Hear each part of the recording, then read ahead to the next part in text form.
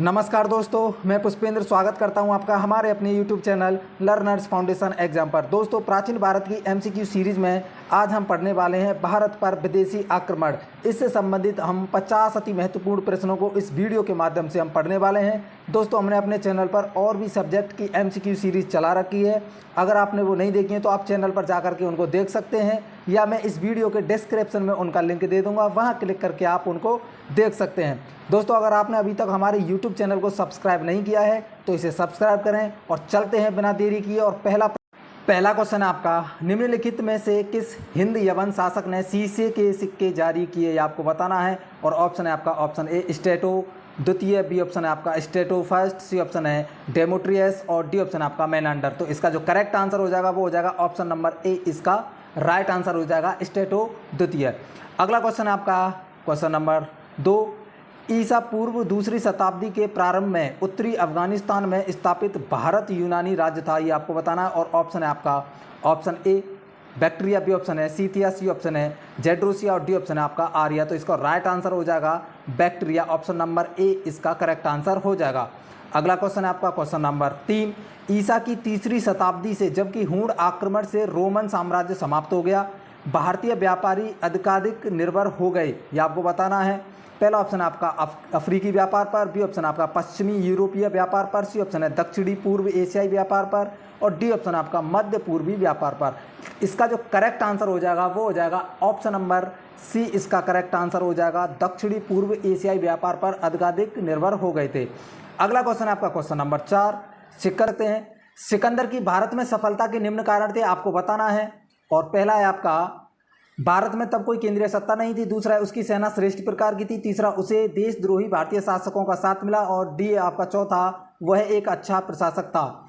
और नीचे दिए गए कूट में से सही उत्तर का चयन करना है, तो इसका करेक्ट आंसर हो जाएगा दूसरा, यानी भारत में तब कोई केंद्रीय सत्ता नहीं थी, ये सही हो जाएगा। दूसरा उसकी सेना श्रेष्ठ प्रकार की थी, ये भी ठीक हो जाएगा। और तीसरा उसे देशद्रोही भारतीय शासकों का साथ मिला था, इसलिए इसका राइट आंसर हो जाएगा ऑप्शन नंबर बी, इसका करेक्ट आंसर हो जाएगा। अगला क्वेश्चन है आपका क्वेश्चन नंबर 5, प्राचीन काल के भारत पर आक्रमणों के संबंध में निम्नलिखित में से कौन सा एक सही कालक्रम है। और आपको बताना है, पहला है यूनान शक कुषाण, बी ऑप्शन है यूनान कुषाण, सी ऑप्शन है शक यूनानी कुषाण और डी ऑप्शन है आपका शक कुषाण यूनानी। इसका जो करेक्ट आंसर हो जाएगा वो हो जाएगा ऑप्शन नंबर ए, इसका राइट आंसर हो जाएगा यूनानी शक कुषाण। अगला क्वेश्चन है आपका क्वेश्चन नंबर 6, सिकंदर के हमले के समय उत्तर भारत पर निम्नलिखित राजवंशों में से किस एक का शासन था, आपको बताना है। और ऑप्शन है आपका नंद, बी ऑप्शन है मौर्य, सी ऑप्शन है शुंग और डी ऑप्शन है आपका कण्व। तो इसका करेक्ट आंसर हो जाएगा वो हो जाएगा ऑप्शन नंबर ए, इसका राइट आंसर हो जाएगा नंद राजवंशों का शासक था उत्तर भारत पर। अगला क्वेश्चन है आपका क्वेश्चन नंबर 7, निम्नलिखित में से मगध का कौन सा राजा सिकंदर महान के समकालीन था, आपको बताना है। और ऑप्शन है आपके आगे option A Mahapadmananda, B option है घनानंद, सी ऑप्शन है सुकल्प और डी ऑप्शन है आपका चंद्रगुप्त मौर्य। तो इसका जो करेक्ट आंसर हो जाएगा वो हो जाएगा ऑप्शन नंबर बी घन आनंद, इसका राइट आंसर हो जाएगा ऑप्शन नंबर बी घनानंद, इसका करेक्ट। अगला क्वेश्चन है आपका क्वेश्चन नंबर 8, निम्नलिखित पार्थियन शासकों में से किसका शासन काल प्रसिद्ध शिलालेख तख्त ए बाही में निश्चित रूप से निर्धारित किया गया है, आपको बताना है। और ऑप्शन है आपका बोनोनीज, बी ऑप्शन है माउस, सी ऑप्शन है आपका गोंडोफर्नीच और डी ऑप्शन है आपका। तो इसका जो करेक्ट आंसर हो जाएगा वो हो जाएगा ऑप्शन नंबर सी, इसका राइट आंसर हो जाएगा गोंडोफर्नीच। अगला क्वेश्चन है आपका क्वेश्चन नंबर 9, 5वीं शताब्दी ईसा पूर्व में भारतीय प्रांत निम्नलिखित को 320 टैलेंट स्वर्ण वार्षिक कर के रूप में देता था। और इसका ऑप्शन है ग्रीस, बी ऑप्शन है फारस, सी ऑप्शन है बैक्ट्रिया और डी ऑप्शन है आपका चीन। तो इसका जो करेक्ट आंसर हो जाएगा वो हो जाएगा ऑप्शन नंबर बी, इसका करेक्ट आंसर हो जाएगा फारस। अगला क्वेश्चन है आपका क्वेश्चन नंबर 10, निम्नलिखित में से हमारे देश को इंडिया संबोधन करने वाले कौन थे, ये आपको बताना है। और ऑप्शन है आपका यूनानी, बी ऑप्शन है ईरानी और सी ऑप्शन है आपका अरबवासी और डी ऑप्शन है आपका तुर्क। तो इसका जो करेक्ट आंसर हो जाएगा वो हो जाएगा ऑप्शन नंबर ए, इसका राइट आंसर हो जाएगा यूनानी, ए इसका करेक्ट आंसर हो जाएगा। अगला क्वेश्चन है आपका क्वेश्चन नंबर 11, युद्ध भूमि में बड़ी संख्या में सैनिकों के मारे जाने अथवा आहत हो जाने के बाद किस भारतीय गण अथवा राज्य की स्त्रियों ने सिकंदर के विरुद्ध शस्त्र धारण किया था, ये आपको बताना है। और ऑप्शन है आपके आगे ऑप्शन ए अभिसार, बी ऑप्शन है आपका ग्लाउसाई और सी ऑप्शन है कठ और डी ऑप्शन हो जाएगा आपका मत्स्यसंघ। तो इसका जो करेक्ट आंसर हो जाएगा वो हो जाएगा ऑप्शन नंबर डी, इसका राइट आंसर हो जाएगा मत्संग। अगला क्वेश्चन है आपका क्वेश्चन नंबर 12।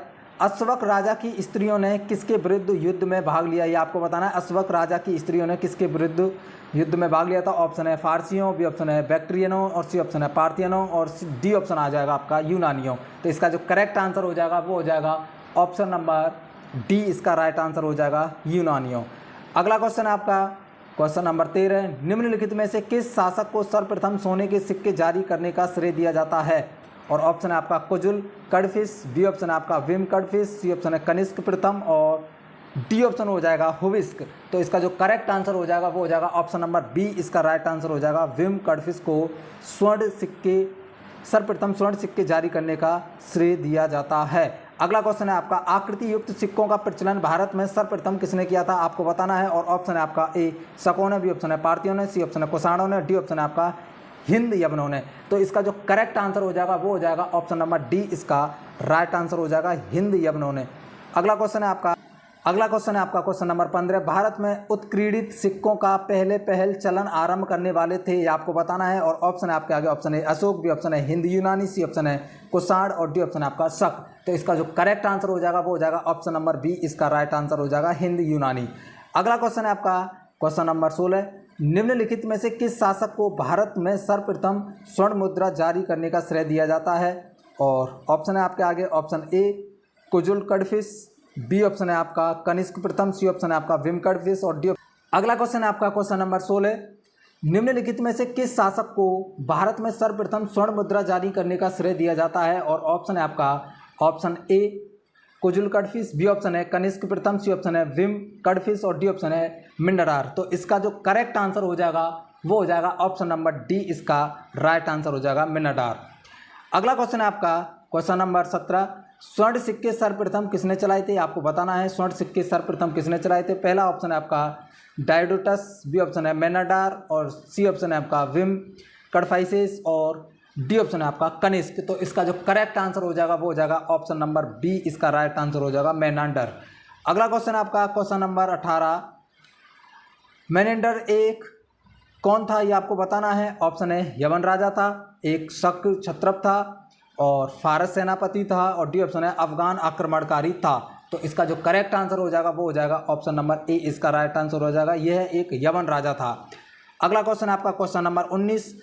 निम्नलिखित में से किस राज्य का शासक डायोडोटस प्रथम था, ये आपको बताना है। ऑप्शन है पार्थिया, बी ऑप्शन है बैक्ट्रिया, सी ऑप्शन है आराकोशिया और सी ऑप्शन है आपका डी ऑप्शन हो जाएगा जेड्रोसिया। तो इसका जो करेक्ट आंसर हो जाएगा वो हो जाएगा ऑप्शन नंबर बी, इसका राइट आंसर हो जाएगा बैक्ट्रिया। अगला क्वेश्चन है आपका क्वेश्चन नंबर 20। उस वीर भारतीय राजा का नाम बताइए जिसे सिकंदर ने झेलम के तट पर पराजित किया था। तो इसका ऑप्शन है आम्बी, बी ऑप्शन है पुरुपोरस, सी ऑप्शन है चंद्रगुप्त मौर्य और डी ऑप्शन है आपका महापद्मनंद। तो इसका जो करेक्ट आंसर हो जाएगा वो हो जाएगा ऑप्शन नंबर बी, इसका राइट आंसर हो जाएगा पुरुपोरस। अगला क्वेश्चन है आपका क्वेश्चन नंबर 21।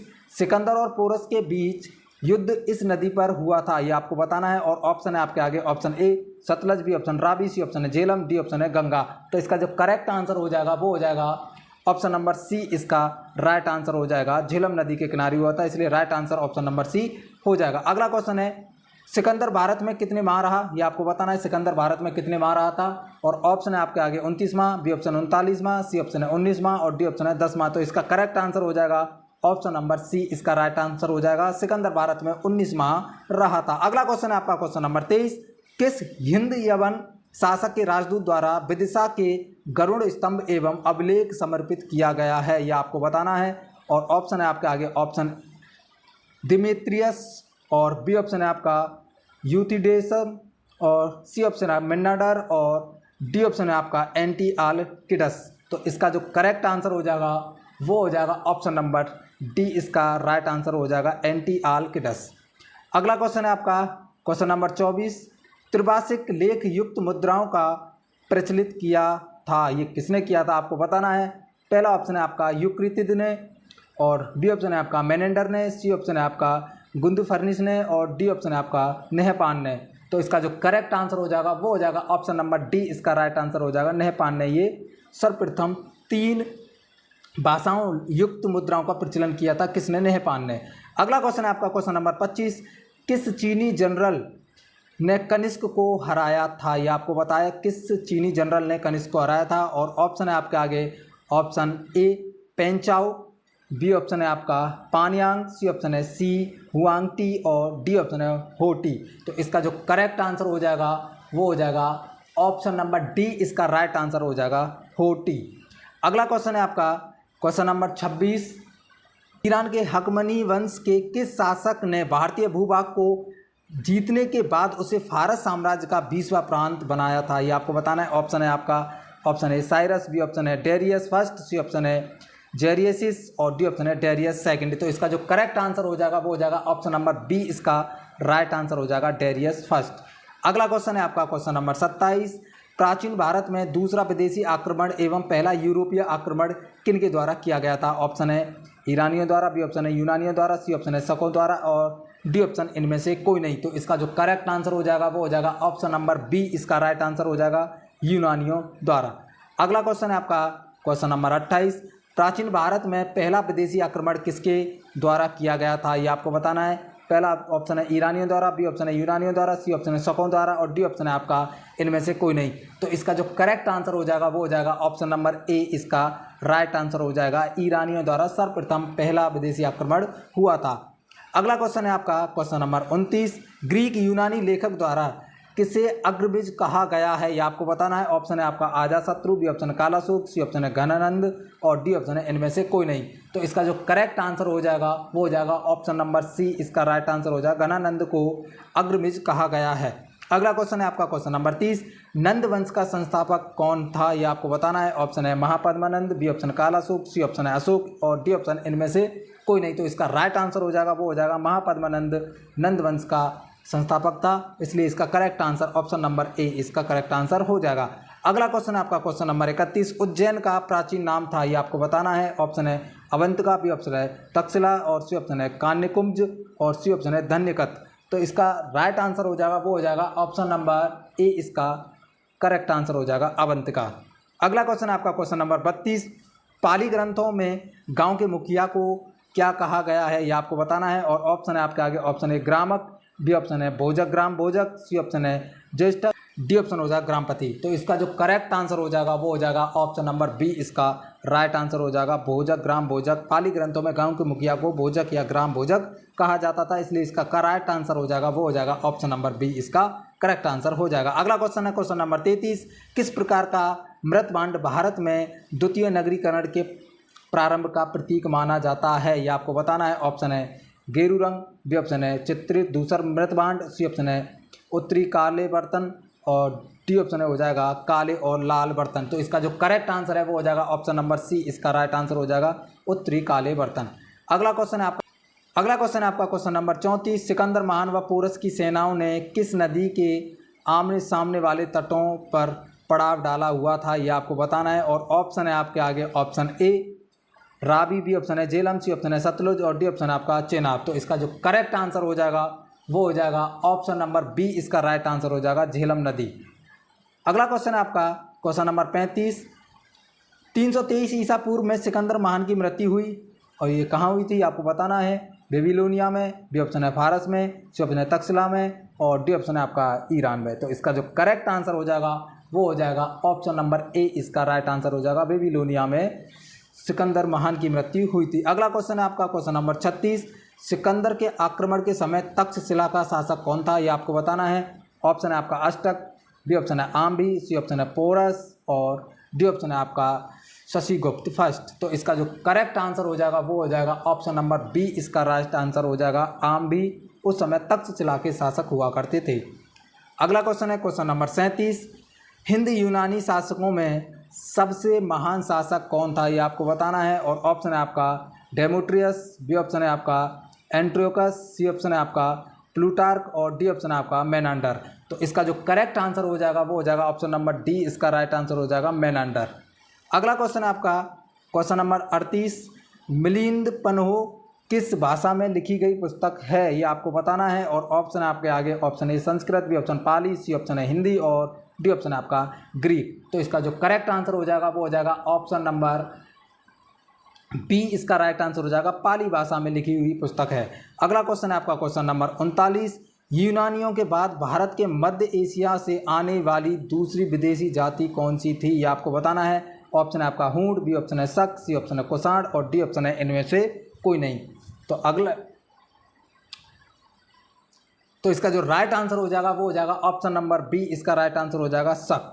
अगला क्वेश्चन है आपका क्वेश्चन नंबर 40, सिकंदर के भारत पर आक्रमण के समय मगध का शासक कौन था, ये आपको बताना है। ऑप्शन है घनानंद, बी ऑप्शन है चंद्रगुप्त द्वितीय, सी ऑप्शन है बिंदुसार और डी ऑप्शन है अजातशत्रु।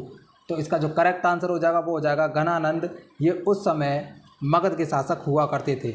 अगला क्वेश्चन है आपका क्वेश्चन नंबर 41, झेलम बितिस्ता का युद्ध किन के मध्य हुआ था, ये आपको बताना है। सिकंदर और घनानंद के मध्य, बी ऑप्शन है सिकंदर और चंद्रगुप्त द्वितीय के मध्य, सी ऑप्शन है सिकंदर और पोरस के मध्य और डी ऑप्शन है पोरस और घनानंद के मध्य। तो इसका जो करेक्ट आंसर हो जाएगा वो हो जाएगा ऑप्शन नंबर सी, इसका राइट आंसर हो जाएगा। सिकंदर और पोरस के मध्य झेलम बितिस्ता का युद्ध लड़ा गया था। अगला क्वेश्चन है आपका क्वेश्चन नंबर 42, अश्वक राजा की स्त्रियों ने किसके विरुद्ध युद्ध में भाग लिया, ये आपको बताना है। ऑप्शन है फारसियों, बी ऑप्शन है बैट्रियनों, सी ऑप्शन है पार्थियनों और डी ऑप्शन है यूनानियों द्वारा।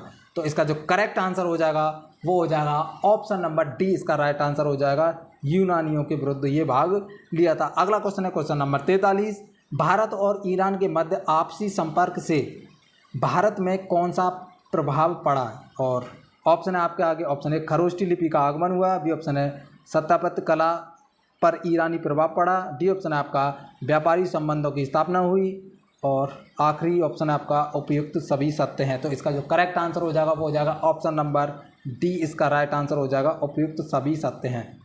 अगला क्वेश्चन है आपका क्वेश्चन नंबर 44, सिकंदर को भारत में आगमन कब हुआ, ये आपको बताएं। सिकंदर का भारत में आगमन कब हुआ था। ऑप्शन है ऑप्शन 315 ईसा पूर्व, 326 ईसा पूर्व और 298 ईसा पूर्व और 302 ईसा पूर्व। तो इसका जो करेक्ट आंसर हो जाएगा वो हो जाएगा ऑप्शन नंबर बी, इसका राइट आंसर हो जाएगा 326 ईसा पूर्व सिकंदर भारत में आया था। अगला क्वेश्चन है क्वेश्चन नंबर 45, सिकंदर के आक्रमण के समय तक्षशिला का शासक कौन था, यह आपको बताना है। और ऑप्शन है आपके आगे। Option A Ashtak, B option है आम्बी, सी ऑप्शन है पोरस और डी ऑप्शन हो जाएगा शशिगुप्त। तो इसका जो करेक्ट आंसर हो जाएगा वो हो जाएगा ऑप्शन नंबर बी, इसका राइट आंसर हो जाएगा आम्बी।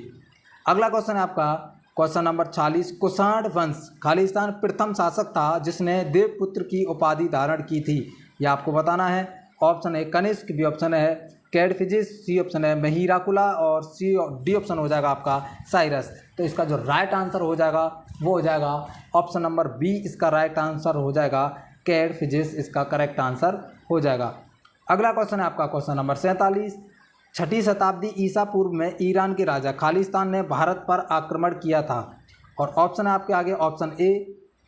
ऑप्शन ए है मिनांडर और बी ऑप्शन है साइरस, सी ऑप्शन है सिकंदर और डी ऑप्शन है आपका अरसाकोज। तो इसका जो करेक्ट आंसर हो जाएगा वो हो जाएगा ऑप्शन नंबर बी, इसका राइट आंसर हो जाएगा साइरस।